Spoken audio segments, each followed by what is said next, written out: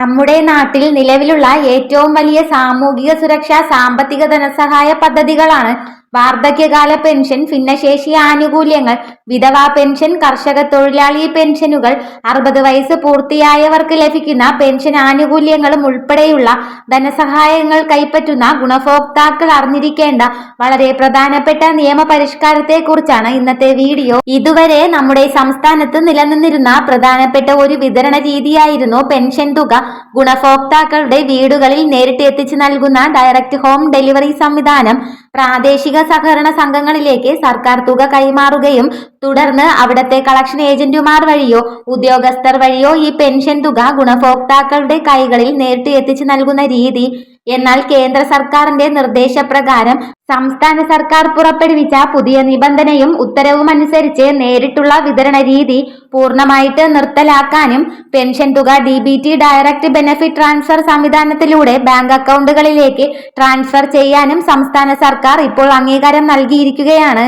October തുടക്കത്തോടുകൂടി ഇതിന്റെ തുടർ നടപടികൾ ആരംഭിക്കുമെന്നും സംസ്ഥാന സർക്കാർ നൽകുന്ന സൂചനകൾ.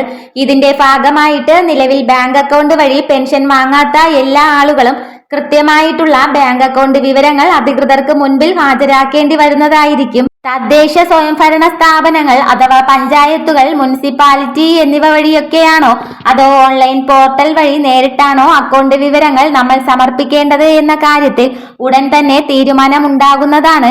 നിലവിൽ ബാങ്ക് അക്കൗണ്ട് വഴി പെൻഷൻ തുക കൈപ്പറ്റുന്ന ഗുണഭോക്താക്കൾ പുതിയ അക്കൗണ്ടുകൾ എടുക്കേണ്ടതില്ല. അവർക്ക് നിലവിലുള്ള ബാങ്ക് അക്കൗണ്ടുകളിലേക്ക് തന്നെ യാതൊരു തടസ്സവുമില്ലാതെ ഈ ആനുകൂല്യങ്ങൾ തുടർന്നും ലഭിക്കുന്നതായിരിക്കും.